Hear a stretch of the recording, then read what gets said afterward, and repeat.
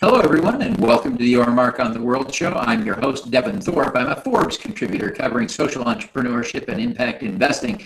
Our guest today is Tara Russell. She is the president of Fathom, a new cruise line that's part of the Carnival Cruise family. Tara, welcome to the show. Thanks. It's really great to be with you.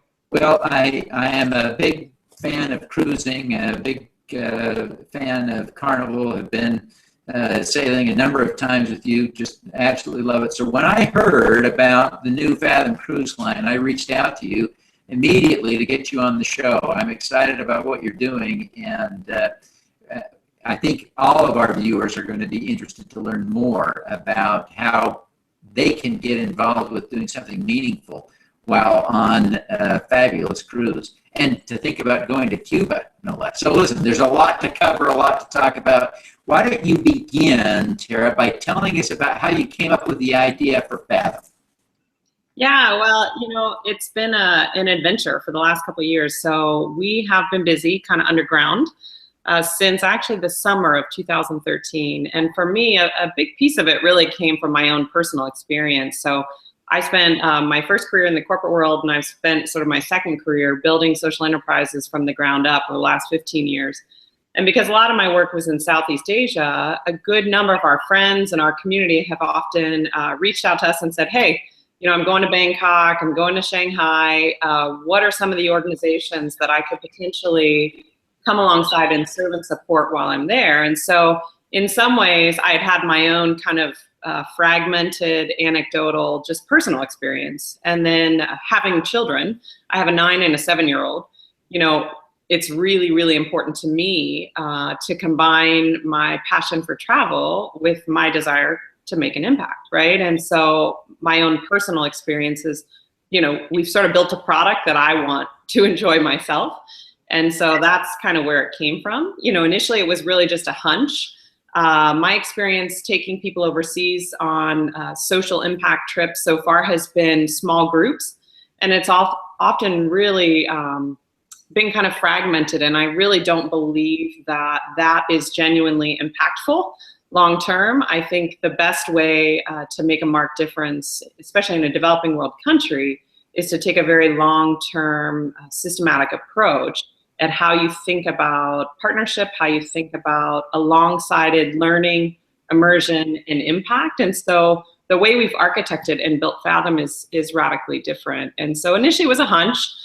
We did an extensive amount of design thinking work, really working to understand not only the consumer desire to travel and make a difference, but also to understand from our partner countries, is this something they had the potential interest in? And so we spent a lot of time on the ground in the Dominican Republic. We're still spending quite a bit of time, as you could imagine, really just listening to a diverse set of stakeholders and understanding everybody from kids in schools, teachers, Dominican business leaders, the Ministry of Education, the Ministry of the Environment, really wanting to understand at all levels of society, is this something that they would be interested in? And if so, what were the priorities that they already have, that they're already busy tackling? So we've spent, a good bit of time just learning. The good thing is we heard the same things. We heard about education, we heard about the environment, we heard about economic development. And so as you could imagine, the great majority of the work that we're doing on the ground in the Dominican is focused in those arenas. So let's talk about projects.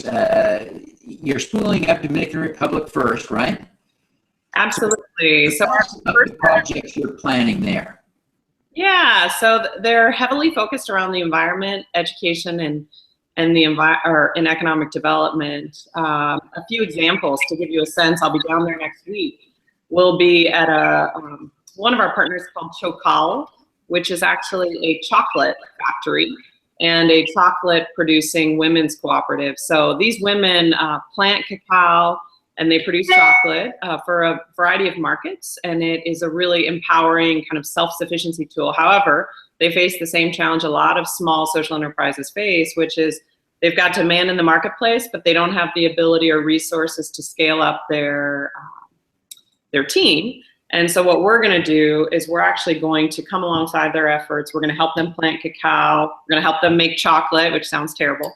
And we're going to, over time, empower them to not need our help in the sense that our goal for them is to be able to hire more women and really to increase the job training and the employment opportunities they have on the ground there. So that's one example. Another example, as you can imagine, the northern coast of the Dominican Republic is very depressed economically in terms of jobs. So lots and lots of adults and even older youth don't have access to great jobs. And the great majority who do, it really stems from their ability to speak English effectively. And so we've got a variety of different conversational English models.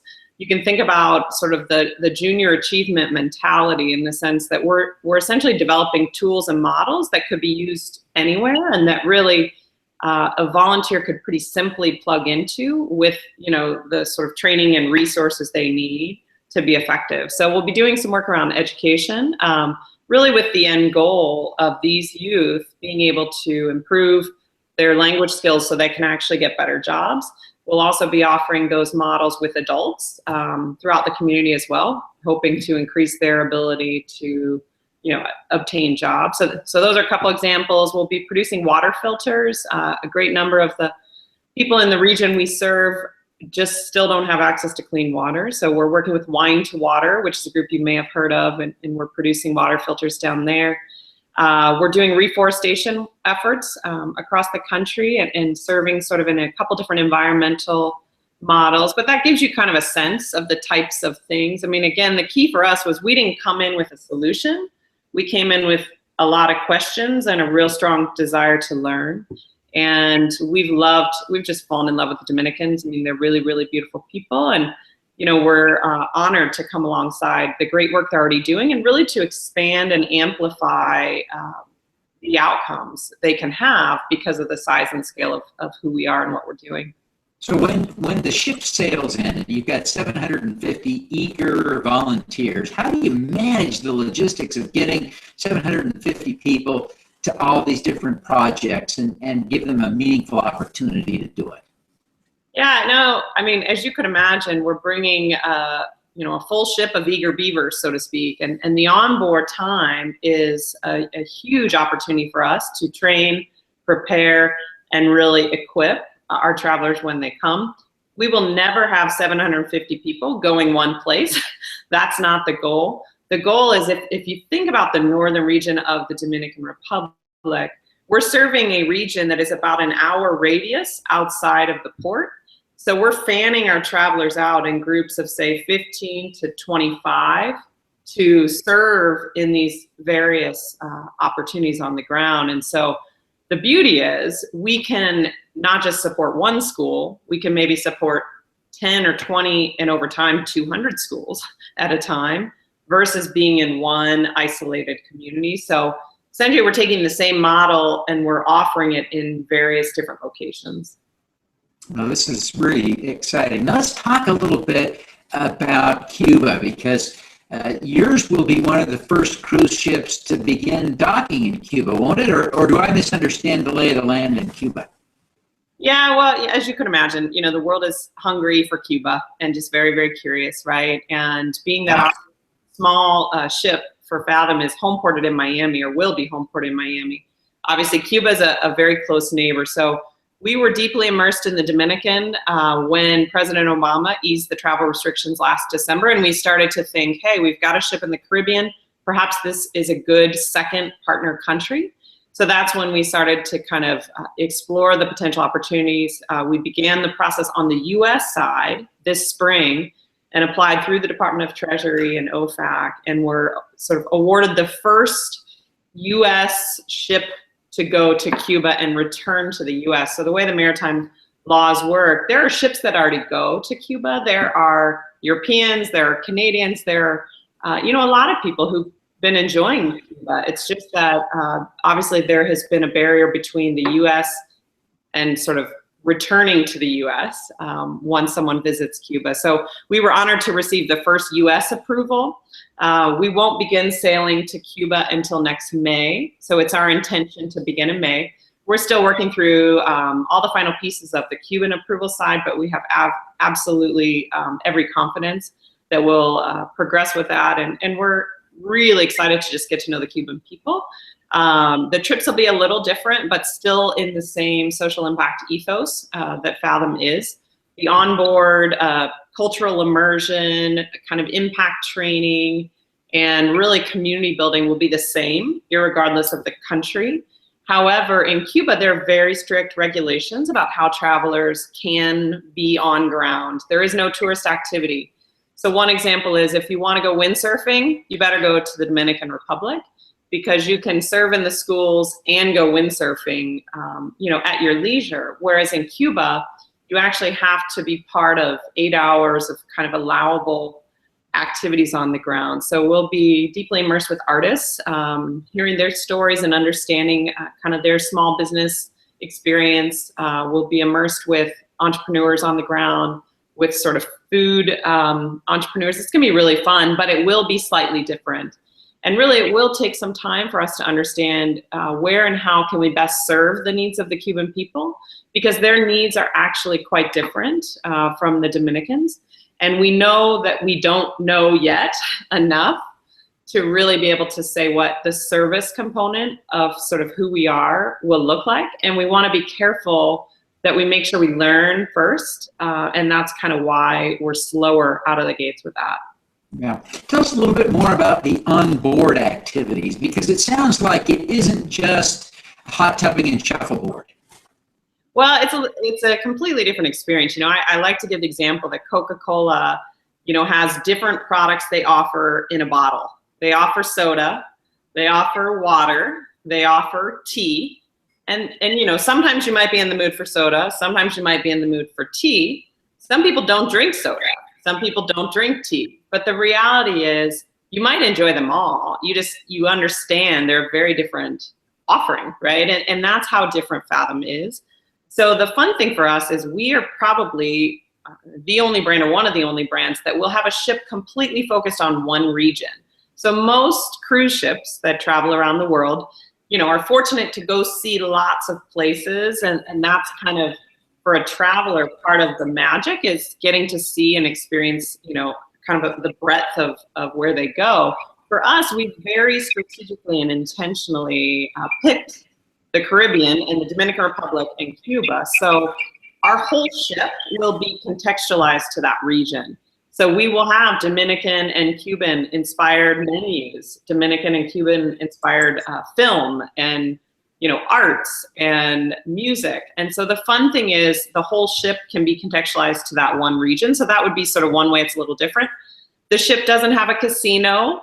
It won't have Broadway type performances. Our ship is really purposed for this holistic impact journey that we've built. I mean, honestly, I feel honored to work with some of the best and brightest and most talented product and experience designers in the world. I feel fortunate to have attracted, some remarkable people really designing this holistic experience. And so the onboard activities will facilitate a customer and a traveler's journey, right? We believe everybody has gifts and talents.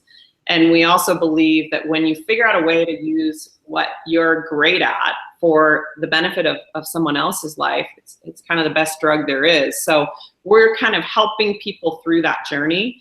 We're gonna help them learn to tell stories more effectively and give them some really simple, fun tools to do that. We're gonna have lots of cool community building. A group of 700 on a small ship is actually quite intimate. And our spaces on board the ship are really intimate. It's a really beautiful ship. We're really excited about what we'll be able to provide. And then some of the on-ground experiences, as you could imagine, will have some training requirements. It's not like people will spend 8 hours in a classroom, but what they may have is a 45-minute training session before they go into the school to finish their background check and to finish their kind of final preparations and get to know the materials before they get on the ground, right? So it's been very carefully architected, and it's going to be a ton of fun. I mean, part of the beauty of what we offer is this isn't a mission trip, right? It is not going into a local community and staying in the family's house or in the church or in the school. This is a very different kind of experience, and we love that we can combine the opportunity to serve in a meaningful and scalable way, but actually just celebrate the fact that people want to get away and have fun and, make a difference. And so we're really excited about the experience, as you can tell. And we think, there really is nothing like it, right? Well, terrific. Tara, before we wrap up, let me ask you one personal question, just to get some insight into you, what makes you tick, what drives you. But as you become a role model to the countless customers and employees of Fathom, who do you look to as a role model? Who inspires you? Yeah, that's a great question. So it's an honor for me really to serve our team and to serve the community. There's so many people I admire, but the first person that comes to mind is a man named Awad Haile. He's an Eritrean refugee. I got to know Awad about 5 years ago. My last adventure has been building an organization called Create Common Good. We say we use food to change lives, but it's essentially a job training organization. And we help equip individuals, homeless, refugees, women at risk, to get their first jobs. And it's one of the best things I've ever been fortunate to be a part of. So when we met him, he was on the brink of homelessness. He was a single guy. He was not sure what it was going to take to kind of get out of this crisis mode. He came into our job training program. A month later, he had a job. A month later, he had another job. Another month later, he had a wife.